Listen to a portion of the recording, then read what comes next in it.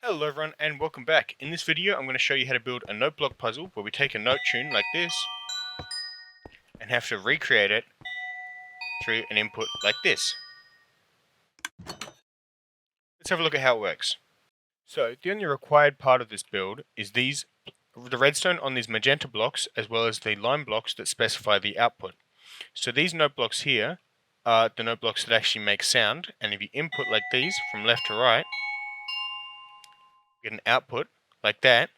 But if you input in the incorrect order, so if not left to right, then we'll get no output. Everything in front of this basically just makes it so that these note blocks here don't power the same note blocks in their line. So this note block here, well, this note block actually does power the first one, but this one here powers the last one. This is done through these lecterns here that run in this redstone here that runs to a redcoder, giving a certain output based on the power level put in. That means that you encode or program the note that you want it to play in these lecterns.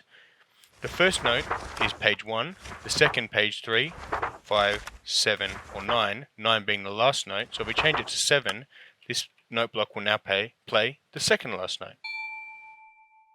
What this means is you don't actually need all of this up here. You could just run the redstone in yourself, but this simplifies the redstone, especially when you've got a lot more notes for the input. Let's get started on the build. As I do with other builds, I'll be showing how each stage works and what it does as we go along the build. There'll also be timestamps for each stage in the description if you want to skip ahead. For now, let's get a look at the first stage. As I was saying before, the magenta redstone is the bulk of the redstone note block lock. Basically, we take an input from a note block like this and run it into a pulse extender, and then with that pulse from that, we use it to block the adjacent row before it, locking this repeater, meaning that if an input hasn't been taken from the row before it, it won't make it to the output out here. Let's get first started on another slice. If we place a observer coming out of your note block like this, and remember your note block can be on whatever you want, it doesn't have to be packed ice. Then place a wall down here, a repeater coming out of the observer on 4 ticks. Run that into a block with 1 block of redstone above it. 2 blocks down here with 2 comparators, the 2-prong side facing onto this block here. Run that into a block, place a block above these 2 comparators like that, 2 blocks of redstone, a comparator facing this way, meaning that its single prong faces into a block placed here. Then we take 3 blocks out like this, run the redstone all the way to the end, redstone torch on the end. Now we want to take an output from here and run it into the repeater of the line before and put that on 4 ticks, so it's running into the side of the previous repeater. Now, since this is the last line, we don't need to have a repeater on the end like we do on all these ones before. But if we were to add more lines, then we would have a repeater here, like so, and the redstone output running into the side of that one with 4 ticks, same as we have here. When you have more than 3 notes like this, you'll need to extend this output line further to make room for these repeater chains. If we look at this 5-note design that we had before, you see that I've extended this out to 5 blocks to make room for all these repeater chains.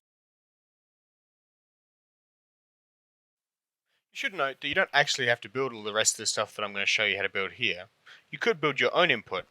What you need to make sure is that the input runs in at 1 or 2 ticks, like that. If you run it in at any more than that, it will give 2 outputs from that observer. As well as this, it's going to be a little bit more complicated because to say have an input from over here, you then want to run over to that input over there, you'll have to have a redstone line running under like that. That's why I designed this thing over here to avoid all that, but just so you know, you can do it. So this next step is the redcoder that takes an input from your input note blocks and converts the signal strength from those into an output that goes into the correct note block. What we can start with is you start with a block placed like this with a redstone on top of it, redstone below, across for 3 notes only across 5 blocks, but over as many blocks as you would need to get a target block every second block for each note block, and again place redstone along there as well. Redstone torches on the other side of all these target blocks. Another layer of blocks above that redstone with redstone running along those as well, so it joins up with this redstone here. One block here with a redstone comparator like that, with the 2 prongs running into a chest here with 1 item in it. Run that comparator into another comparator placed on this target block in subtract mode, and then on the other 2 target blocks, or as many of you got, place redstone repeaters. Now you want to place a block above each of these redstone torches here, and these will be our outputs. Place a redstone torch on top of those, and you see we now only have 1 output on the signal strength that we put in, which is 5, so note 3. Change it to 1, and it goes to note 1. So this next step basically takes the input and converts it to a strength so that it can run into our redcoder like we have over here. Effectively, this input powers this redstone torch, or unpowers this redstone torch, which allows an output to come out of this comparator here, which is reading the lectern that sets the strength of this note block. So currently on strength 5, meaning that it powers the 3rd note. Strength 3 powering the 2nd, and 1 powering the 1st. This input is a alternating design, meaning that each layer is different to the one before it. So this first layer is our default layer. Second layer is a slightly different. So first you want to place a lectern on this high block here next to this redstone. This lectern needs to have a book with 15 pages on it inside it. Then place a block behind the lectern, a comparator coming out of the lectern and facing into a block here. This comparator you want it to be on subtract. Next to the comparator, place a block with a redstone dust. Back here, a redstone torch next to this lectern, and then a repeater running into the block with the redstone torch on 2 ticks.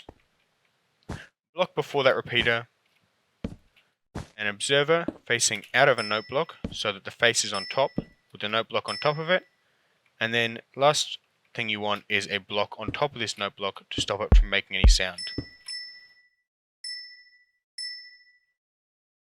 The secondary design that we've got here, I'll go over quickly. You place a lectern here with a comparator on subtract mode, a redstone dust like that, a redstone torch placed above this redstone dust on a block next to the lectern, block behind it with a repeater facing in, another observer facing down like we have over there, and a block on top of that, and then 1 block behind this comparator on subtraction, and another redstone comparator carrying the pulse strength over to here. I should mention that this yellow line here, all it does is it carries the pulse strength from each input over to the redcoder.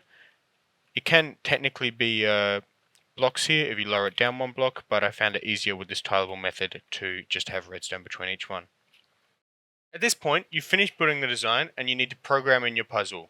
Effectively, you need to activate these note blocks from left to right for the puzzle to work. So what you want to do is you want to encode these input ones in such a way that your pattern ends up so that they go from left to right. So currently they're encoded 1, 3, 5, meaning it goes 1, 2, 3. So I can input them like this and I'll get an output.